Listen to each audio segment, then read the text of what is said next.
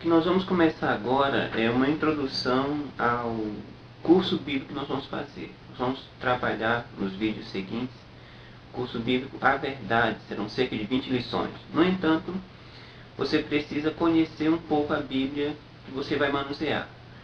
Se você já tem um bom conhecimento bíblico, se você já consegue mexer bem na Bíblia, consegue manusear bem, você pode pular esse vídeo e ir direto para o vídeo 1, que hoje já foi postado ou será postado em breve. Mas se você já teve pouco contato, ou não consegue mexer direito, não consegue encontrar os livros bem, pode ser que esse nosso encontro seja útil para você. Então vamos começar. A Bíblia, ela é composta de duas grandes partes. Você pode, caso você tenha uma Bíblia, essa aqui é a edição da Bíblia de Jerusalém, você pode ir aí no índice da sua Bíblia, você vai perceber que há duas grandes partes na sua Bíblia. A primeira é chamada de Antigo Testamento, a segunda é chamada de Novo Testamento.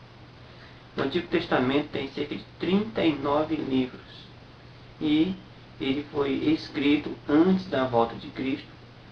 E o Antigo Testamento ele se dedica basicamente a falar de um Salvador que viria.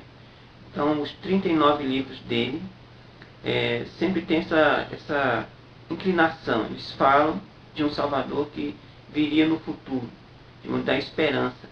Porque o Antigo Testamento começa falando sobre a criação do mundo, o surgimento do pecado, e aí já a necessidade de um Salvador.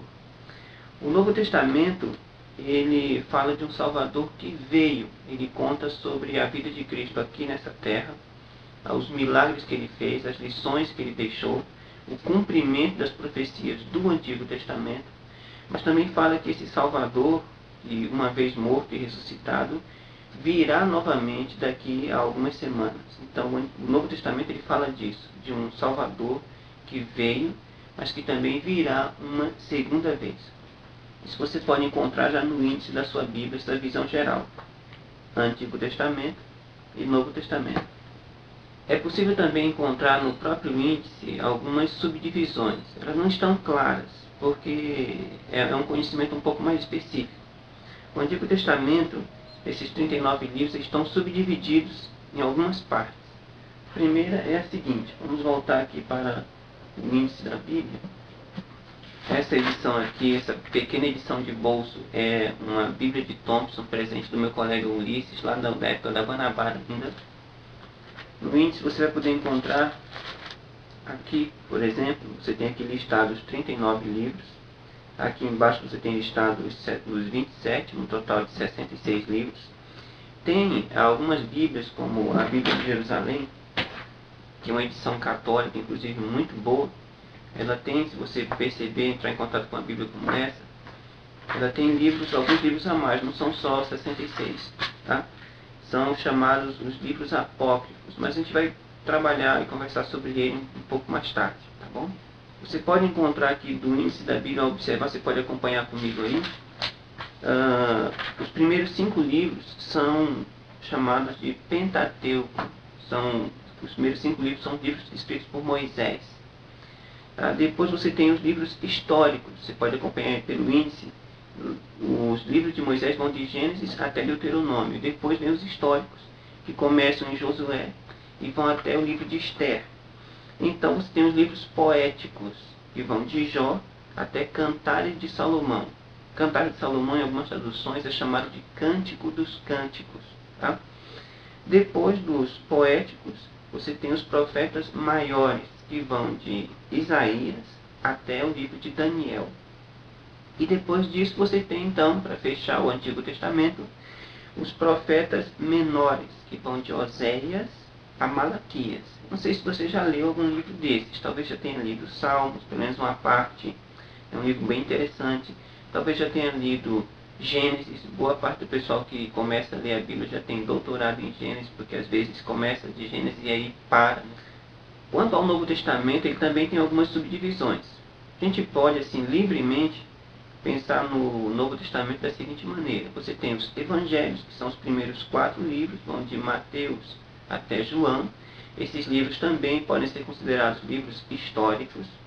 Você tem o livro de Atos dos Apóstolos, também um livro histórico. Ele relata a história do surgimento da igreja, da formação da igreja cristã após a ascensão de Cristo aos céus. Depois de Atos, você tem as epístolas paulinas, que vão de Romanos até Filemão. E então, você tem as epístolas gerais, que não se tem assim uma certeza absoluta sobre quem escreveu, quem realmente é o autor. Vão de Hebreus até Judas. Agora, esse Judas não é o Judas Iscariotes, que traiu a Cristo. Aqui Judas era um nome comum naquela época, tá bom? E por fim, para fechar o Novo Testamento, você tem o livro profético, que é o Apocalipse. Ao contrário do que muita gente diz, o Apocalipse não é um livro proibido, tá? Apocalipse não é sinônimo de destruição. A própria palavra Apocalipse, ela quer dizer revelação, como logo o início do livro já diz. Se você não leu, eu sugiro que você dê uma olhada por cima, é um livro bem interessante. Tá? A própria palavra Bíblia, ela nos dá a ideia de uma coleção de pequenos livros. Então, você tem aqui a sua Bíblia. Essa daqui, uma edição de Thompson. Você tem essa daqui, a Bíblia de Jerusalém, muito legal. Sugiro que quando você puder, você compre uma, muito jóia.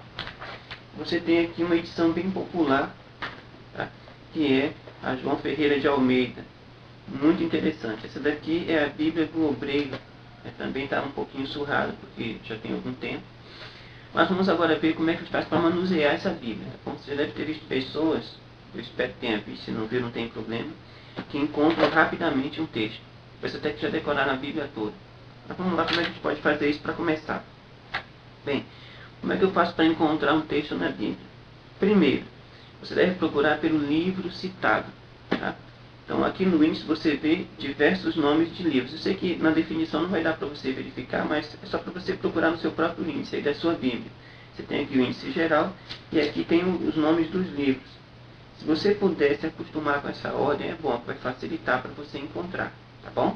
Mas durante o nosso curso a gente vai lhe dar algumas orientações sobre como encontrar esses livros com mais calma até você se acostumar. Então, a primeira coisa é procurar pelo livro. Quando a gente for trabalhar aqui no nosso curso bíblico, a gente vai te dar primeiro o nome do livro. Se você tiver uma noção se ele está no Antigo ou no Novo Testamento, vai ficar mais fácil para você encontrar. Tá? Então, o que você vai fazer? Eu sugiro que você abra logo bem no meio da Bíblia. Então, pega na sua Bíblia e abre logo bem no meio. Geralmente, você vai abrir no livro de Salmos. E aí, a gente vai indicar para você se o livro está antes ou depois de Salmos. Tá bom? Aí você vai procurando. Então, primeiro procura o livro. Depois você vai procurar o capítulo. A gente vai citar o capítulo. Mas o que é o capítulo? O capítulo é esse número grande preto que está aqui. Tá bom? Então esse aqui é o capítulo. Livro. Aí depois você procura o capítulo, que é o número grande e preto. Tá bom? Depois de procurar o capítulo, você então vai procurar o versículo. O que é o versículo? O versículo é um número pequenininho que fica aqui junto do capítulo, tá? Então é só seguir a ordem aqui, você vai encontrar o versículo. Algumas traduções mais modernas, o versículo fica misturado aqui no meio, mas fica fácil de encontrar. É só ir procurando com calma que você encontra, ele sempre vem destacado. Detalhe importante, geralmente o versículo 1 não vem indicado, tá? Então, quando você encontrar aqui o capítulo, o versículo que tiver escrito junto do capítulo já é o versículo 1. Então, nem sempre, dependendo da tradução, mas em geral é assim, nem sempre o versículo 1 vai estar indicado. Outro detalhe importante, se o livro tiver só um capítulo, como é o caso da Epístola de Judas, o capítulo não vai estar indicado. Tá? Então, sempre que o livro tem só um capítulo, geralmente o número grande e preto não aparece. Já começa do 1zinho e vai em frente. Okay? Porque são livros de um capítulo só. Outra coisa importante, para você ler a Bíblia não é um livro qualquer, tá bom? Você não pega para ler a Bíblia como se fosse assim uma revista ou um livro de escola. Não é assim, tá? Por quê? Porque foi Deus quem inspirou isso aqui. Tudo bem que Deus orientou os grandes autores das obras que beneficiaram a humanidade, tem um texto de Deus lá. Só que esse livro aqui é destinado a guiar você e a mim para uma vida totalmente diferente, que vai começar daqui a algumas semanas, se é que já não começou por meio da atuação de Cristo em nossa vida. Então, você precisa ter respeito por esse livro. porque ele foi preservado durante muito tempo, miraculosamente chegou até nós aqui.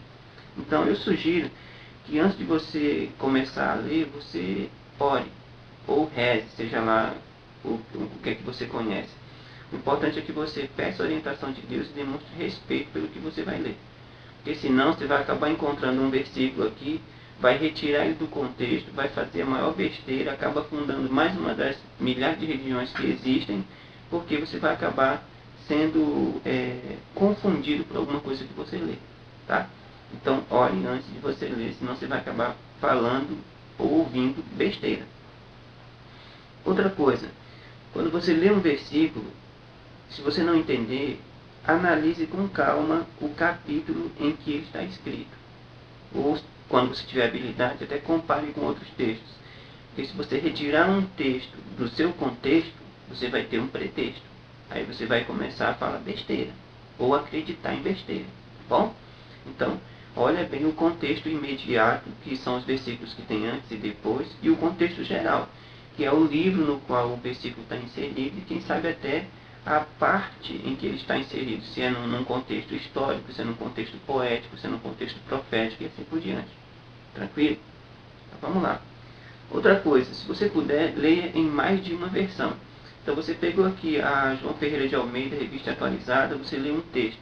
Aí não ficou muito claro, não está assim meio nebuloso. Então o que você faz? Você pode pegar a Bíblia de Thompson, que também é a tradução João Ferreira de Almeida, só que é uma outra versão. Tá? Tem algumas palavras diferentes. Aí você pega e lê o mesmo versículo. Pode ser que uma ou outra palavra diferente te ajude a entender o que você está querendo saber daquele versículo. Mas se mesmo assim não deu certo, você pode pegar uma outra tradução. Tá? Aí você lê o texto novamente e compara aquelas três. Se você não tem uma Bíblia física, você pode procurar na internet. Tem sites que trazem a Bíblia toda, em muitas versões, inclusive até nos originais grego, hebraico, tem a versão em inglês, francês, você pode comparar tudo. Quanto melhor você dominar alguns idiomas, se é o seu caso, você está me assistindo agora, talvez você saiba falar inglês, alemão, francês, então você pode procurar a Bíblia nesses idiomas, que são de linguagens que foram traduzidas dos originais antes de ir para o português, você pode encontrar então um esclarecimento melhor, tá bom? Mas não vai se acomodar rápido, senão você acaba criando um pretexto e aí vai acabar acreditando no que não deve. Beleza? Bem, essas são as orientações gerais. Com isso, você já está pronto para começar o nosso curso bíblico. A gente espera em breve postar a lição 1. Nós vamos falar sobre a Bíblia, ou sobre o que a Bíblia fala a respeito dela mesma. A gente vai explicar com bastante cuidado. Se você tiver alguma dúvida, você pode mandar os comentários ou para o blog direto, ou para o e-mail que está na versão contatos, que é osvanildosa@ig.com.br. Ok?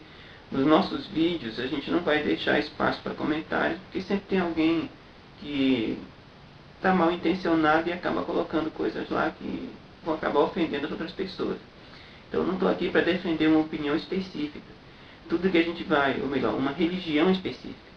Tudo que a gente vai mostrar aqui, eu vou provar biblicamente.